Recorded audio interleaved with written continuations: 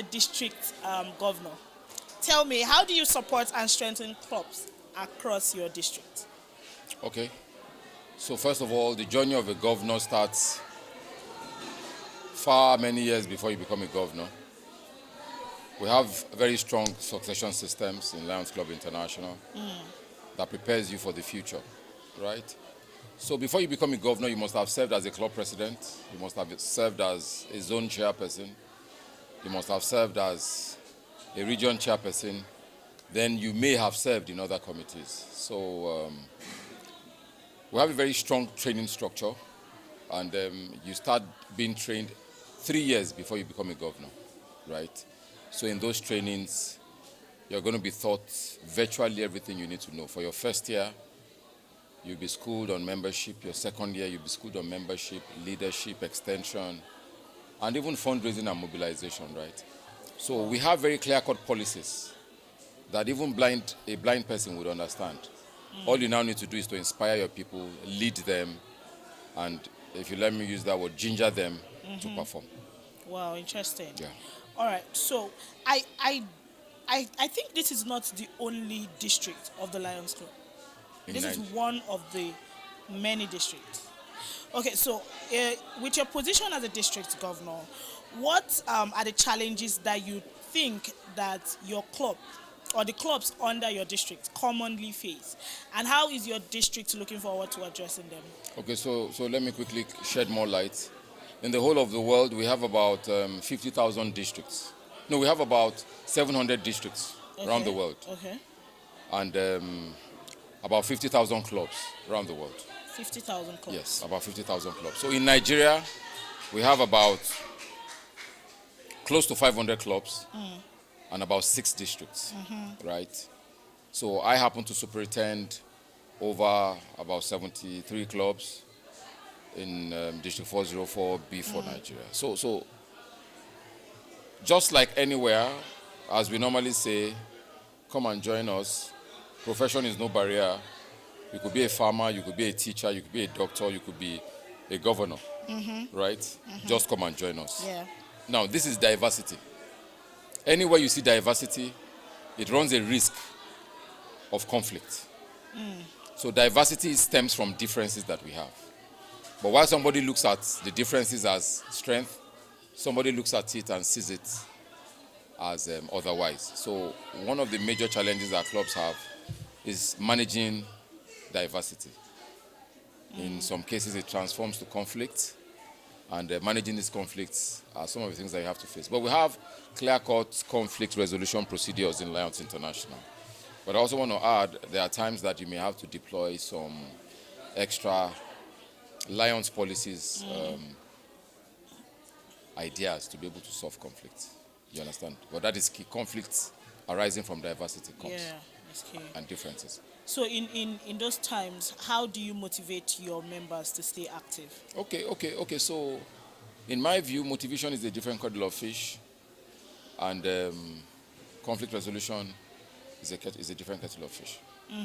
So in one of our trainings that we have in Lions Club International, the 2 classical models of motivation, Maslow's hierarchy of need, and the classical theory X and Y, are things that you can use to motivate people.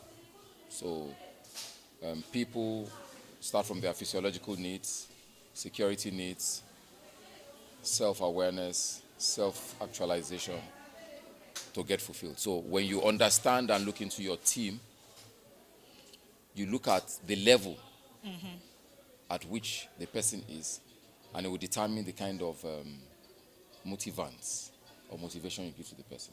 So for example, if you have a member who is sick and you want to motivate the person, let's assume the sickness is something that can be cured and the person cannot afford to cure it.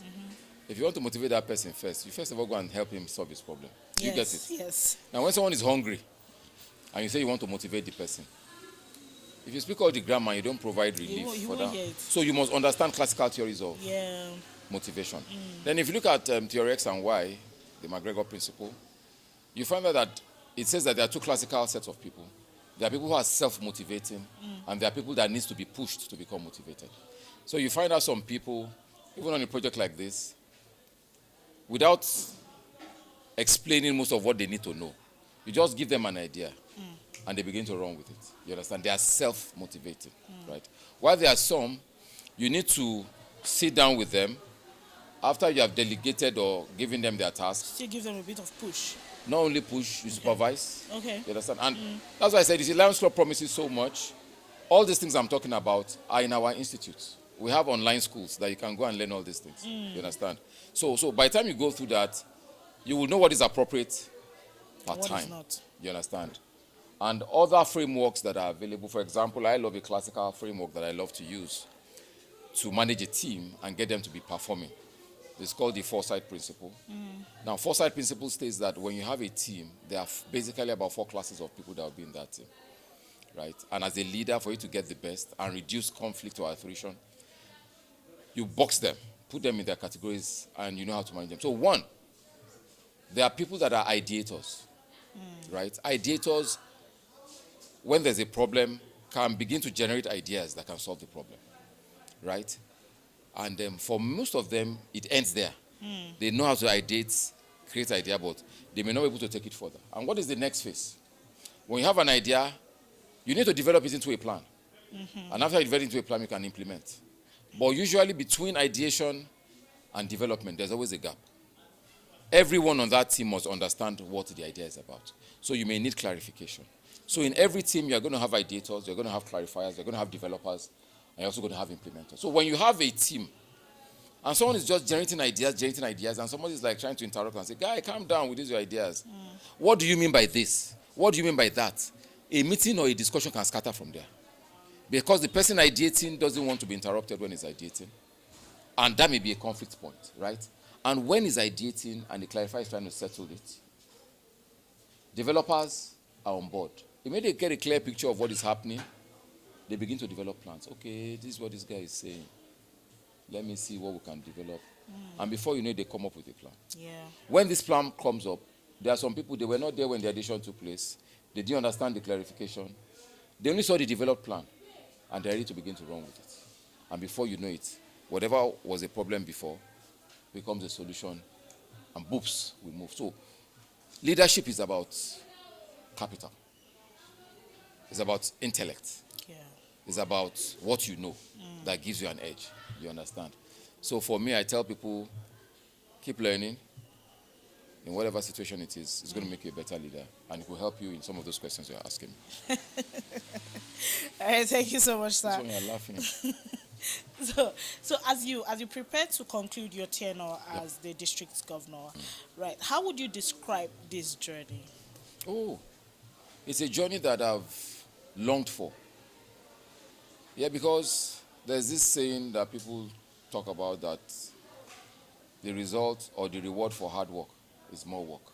You understand? On the journey of service that I've been in for close to 20 years, the only thing I've understood is work. You understand? Wow. And somehow that principle of more work has come. So serving as governor was just more work from what I served as a region chair. Region chair was more work from zone chair.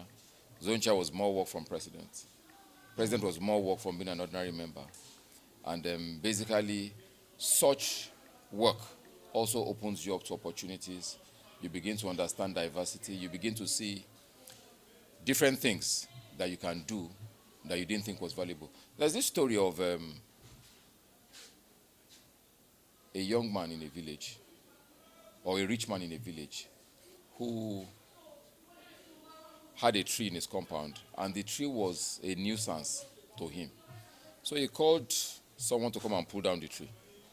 And they pulled down the tree, and they cut it into small pieces, and were about to go dump it either in the trash or burn it.